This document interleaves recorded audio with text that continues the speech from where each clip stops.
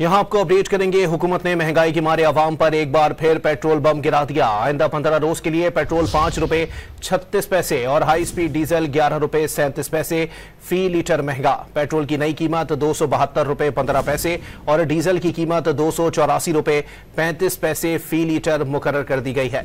आपको अपडेट कर रहे हैं इस हवाले से कि हुकूमत ने पेट्रोलियम मसनूआत की कीमतों में एक बार फिर इजाफा कर दिया है। हाई स्पीड डीजल की कीमत में 11 रुपए 37 पैसे और पेट्रोल की कीमत में 5 रुपए 36 पैसे फी लीटर का इजाफा किया गया है।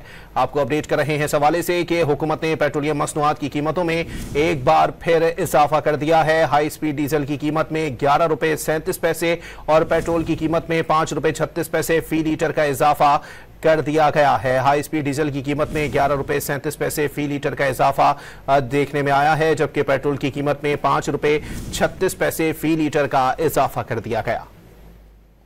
आपको बताएं कि हुकूमत ने पेट्रोलियम मसनूआत की कीमतों में एक बार फिर इजाफा कर दिया। हाई स्पीड डीजल की कीमत में 11 रुपए 37 पैसे और पेट्रोल की कीमत में 5 रुपए 36 पैसे फी लीटर का इजाफा किया गया है।